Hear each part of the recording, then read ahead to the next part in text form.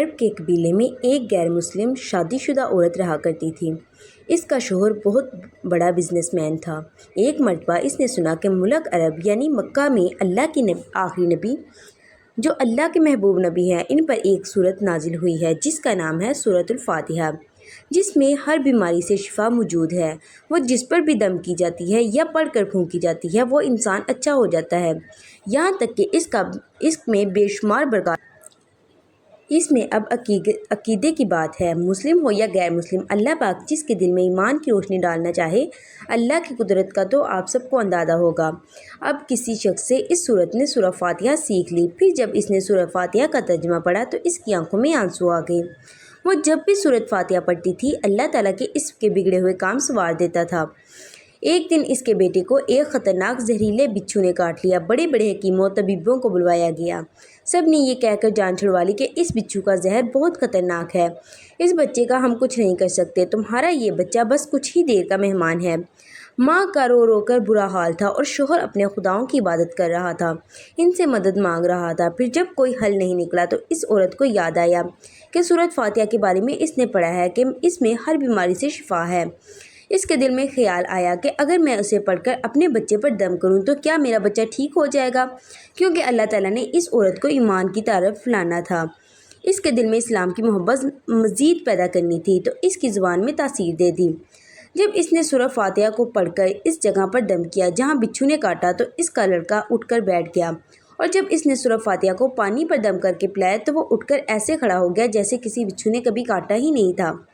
اس کا شوہر دوڑتا ہوا اس کے پاس آیا اور کہنے لگا، کسی طبیب نے اور کسی حکیم نے اسے ٹھیک نہیں کیا، تو تم نے ایسا کیا عمل کیا جو یہ بچہ ٹھیک ہو گیا؟ اس نے کہا، کچھ بھی تو نہیں، بس ایک سورہ جو ہر بیماری کو ٹھیک کر دیتی ہے، بس وہ مجھے یاد تھی، میں نے پڑھ کر اپنے بچے پر دم کیا اور اس کا پانی پلایا، تو دیکھو کیسے ٹھیک ہو گیا ہمارا بچہ۔ اس کا شوہر بجائے خوش ہونے کے اس سے ناراض ہو گیا کہ یہ تم کیا جادو ٹونے کر رہی ہو۔ اس کی بیوی کہنے لگی، زندہ صحیح سلامت ہے ہمارا بچہ، ورنہ ہم سے بچھڑنے والا تھا۔ اس نے کچھ نہ سنا اور اپنی بیوی کو ڈانٹنے لگا کیونکہ اسے اسلام سے نفرت تھی۔ جب اس کی بیوی یہی عمل کرنے لگی تو اس کو اپنی بیوی سے بھی نفرت ہو گئی۔ اب اس نے اس پر ظلم کرنا شروع کر دیا، ہر روز اس کو مارتا پیٹتا اور کہتا، اب میں نے تیرے منہ سے یہ سورہ سنی تو یاد رکھنا تیری کھال کھینچ لوں گا۔ اس کو اللہ کے کلام پر بالکل یقین نہیں تھا، جبکہ اس کی بیوی کو اللہ کے کلام پر یقین ہو گیا۔ اب اس عورت کو اللہ تعالیٰ نے کسی طرح مدد کی، یہ بھی بڑا ایمان فروز ہے۔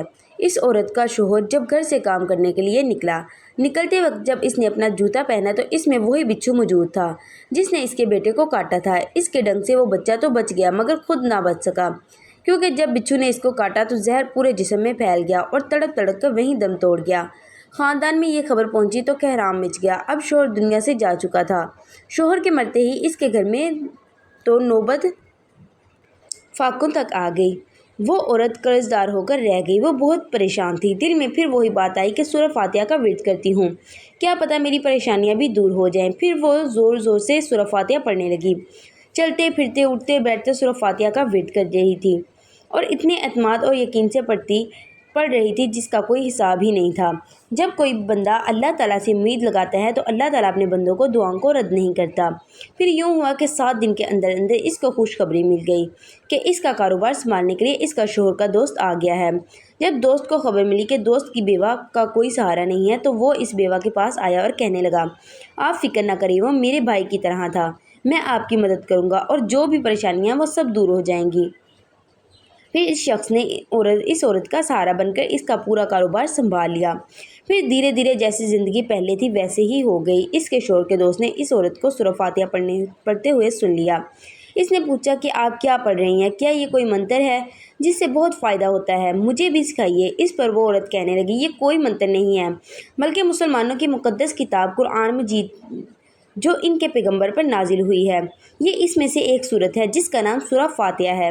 پھر کہنے لگی، مجھے تو اس پر بہت یقین ہے، میں نے کسی سے یہ سورہ فاتحہ سیکھ لی تھی اور اب میں چلتے پھرتے یہ سورت پڑھتی رہتی ہوں۔ وہ شخص کہنے لگا، آپ مسلمان کیوں نہیں ہو جاتی اگر اتنا ہی سورت کو مانتی ہے؟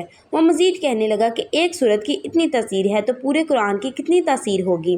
وہ عورت کہنے لگی کہ میں مسلمان تو ہو جاؤں لیکن میرا شوہر نہیں مانتا تھا، اس شخص نے کہا اب تو آپ کا شوہر بھی نہیں ہے اور ایک صورت کے ساتھ آپ کی محبت دیکھ کر میں اتنا زیادہ متاثر ہوا ہوں کہ میں بھی آپ کے ساتھ مسلمان ہونا چاہتا ہوں۔ ہم دونوں قرآن مجید سیکھیں گے اور ضرور پڑھیں گے۔ وہ کہنے لگی جی آپ نے بالکل صحیح کہا اور یوں وہ دونوں مسلمان ہو گئے۔